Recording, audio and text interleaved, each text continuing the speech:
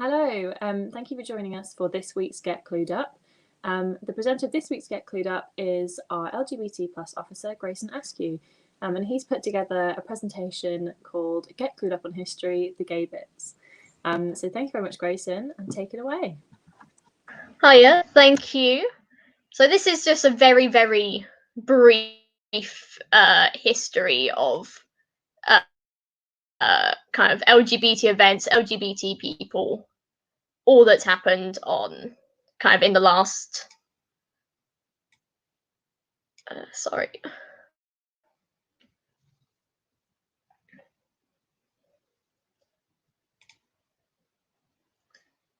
in the last kind of 100 years or so.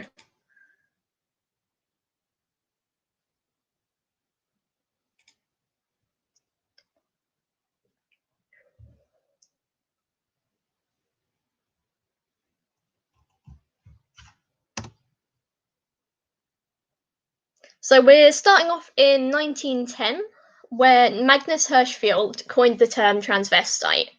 Now, transvestite isn't a term we would commonly use today, but back then that was the term that would be used for people that are now known as transgender. And Magnus Hirschfeld was an influential sexologist in the late 1800s based in Berlin. In 1912, Alan Turing, a codebreaker and scientist, was born. He wouldn't go on to start breaking the German Enigma codes until the 1940s. In 1919, Magnus Hirschfeld opened the Institute for Sexual Science in Berlin. It became the first clinic to serve transgender people. The clinic also included medical, psychological, and marriage and sex counselling offices. The Institute's entire library and archives was burned during Nazi occupation in 1933.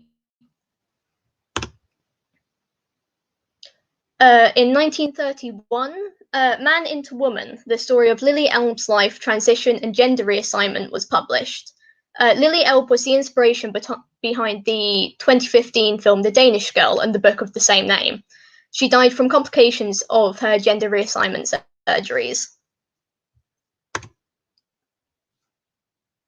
In 1947, Elton John, lyricist and singer, was born.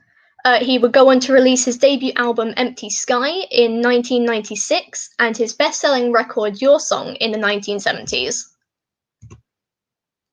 In 1951, Roberta Cowell is the first known British woman to undergo gender reassignment surgery. So Roberta Cowell was a British racing driver and a Second World War fighter pilot. She spent 5 months in a German concentration camp during her time as a pilot officer. In the same year, Sylvia Riviera, Latina American gay liberation and transgender rights activist, was born. She was a key figure, along with Marsha P. Johnson, in the events leading up to the Stonewall riots in 1969. In 1954, Alan Turing committed suicide after being chemically castrated while in prison. He saved an estimated 2 million lives due to his work with the Enigma codes, and he received a royal pardon for his 1952 conviction for homosexuality in 2013. In 1966, Compton's Cafeteria riots in San Francisco were the first recorded riots. This prompts social, psychological, and medical support to be established. 3 years before the world-famous Stonewall riots in New York, a group of trans women in San Francisco stood up to police. Popular queer gathering spot was Compton's Cafe. A trans woman fed up with harassment and abuse is said to have thrown a cup of coffee in an officer's face, sparking a chaotic riot and unprecedented moment of trans resistance to police violence. In 1967, the Sexual Offences Act decriminalised sex between 2 men over the age of 21, but this only applied to men over the age of 21 in private and didn't include the Northern Ireland, Scotland, the Channel Isles, the Isle of Man, or the armed forces, where it still remained illegal. 1953, John Barrowman was born. He would go on in 2021 to be fired from a TV show called Central Park West for refusing to lie about his sexuality and his husband. In 1969, the Stonewall Riots took place in the US. The inn was raided by the police in the early hours, and 3 nights of unrest followed, with LGBT people, long frustrated by police brutality, finally fighting back. Lesbians and trans women of colour were some of the key people involved in the resistance, most notable being Marsha P. Johnson.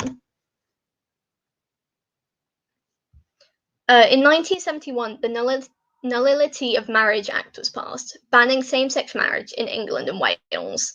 It was an act that defined valid reasons for annulment according to British law. It was the first time in British law that a marriage was explicitly defined as being between a man and a woman.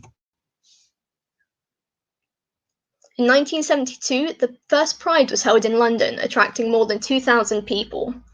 The day was actually picked as the closest Saturday to the anniversary of the Stonewall Riots, and London Pride has since followed the same format. In the same year, Laverne Cox, an American actress and LGBT advocate, was born.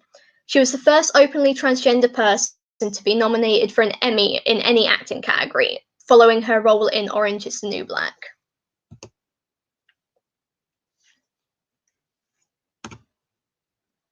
In 1982, Terry Higgins died of AIDS in St. Thomas's Hospital. His partner set up the Terence Higgins Trust in his memory. The Terence Higgins Trust is a charity that supports people living with HIV and AIDS, ensuring that their voices are heard. They often go into schools and deliver talks to raise awareness, and are very, very strong advocates for LGBT rights. In 1986, Ruby Rose, actress and model, was born. Ruby Rose is currently engaged to the granddaughter of Roald Dahl, and was named one of the most influential lesbians of 2019. In 1987, Johnathan Van Ness, American hairdresser and queer eye grooming expert, was born. He was the first male cheerleader at his high school and was given a partial scholarship.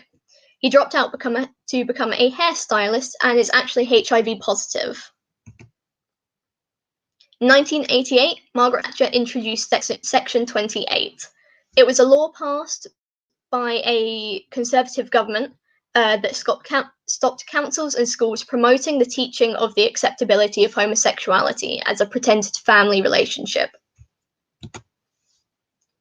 In 1990, the Gender Trust was founded in the UK. The Gender Trust is an organisation that promotes public education about transgender and gender identity issues and providing information to those that are affected.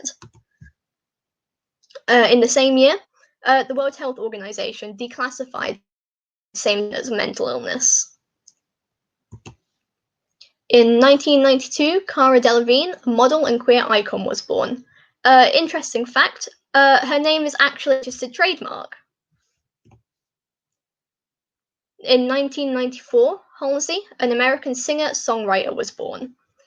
She was included on Time's 100 Most Influential People in 2020 due to her advocacy for suicide prevention awareness and racial justice protests. In 1999, former BNP member David Copeland bombs the Admiral Duncan, Soho's oldest LGBT bar. The Duncan was the last attack in a series of 3 on some of London's most densely populated minority areas. The first targeted Brixton's black community in Electric Avenue on the 17th of April. The second targeted London's Bangladeshi community in Brick Lane. In 2001, the age of consent was equalised in the UK regardless of sexual orientation. The age of consent was previously lowered for gay and bisexual men to 18 as a compromise, but was continuously challenged by Stonewall until it was finally equalised. In 2004, the Civil Partnership Act was passed within the UK. This gave same-sex couples legal recognition of their relationships. In 2005, the Gender Recognition Act came into effect, allowing transgender people to legally change their sex. Though the process wasn't simple, and several petitions have gone out recently to get the legislation changed to make it easier for trans people to change their birth certificate. For this reason, many don't go through with the actual act and instead rely on the protections afforded by the Equality Act from 2000. Gender reassignment is a protected characteristic under the Equality Act and safeguards transgender people against discrimination that can be based on self-identification alone.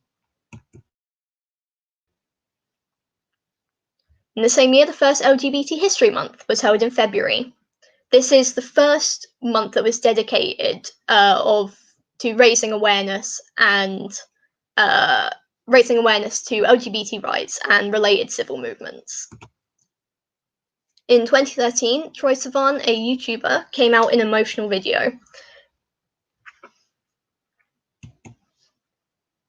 In 2014, same-sex marriage was legalised in the UK.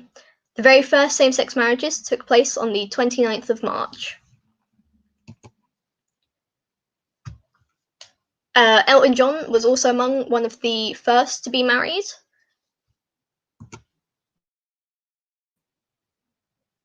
In 2020, same-sex marriage was legalised in Northern Ireland. Robin Peoples and Shani Edwards were the first couple to be married after the laws passed. In 2021, the ban on transgender people serving in the US military was lifted. The bill was one of the first passed after Biden's inauguration in January, after Trump announced that transgender people would not be able to serve in any capacity in the US military in 2017.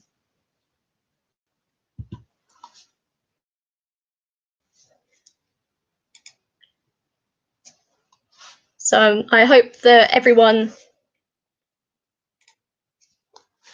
enjoyed that and learned something new. I knew while researching a couple of things that there was a few facts that I didn't actually know, considering I'm trans and gay.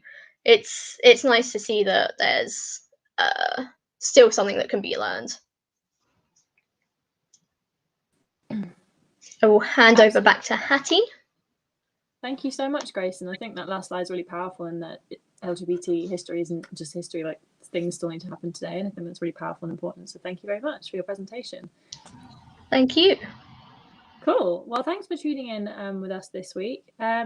Next week, we have on Monday the 8th at 2 p.m, we have a Get Clued Up on Your Students' Union. So we're doing a presentation all about Students' Union, who we are and what we do, and just getting involved a bit more and us explaining what we do and why we do it.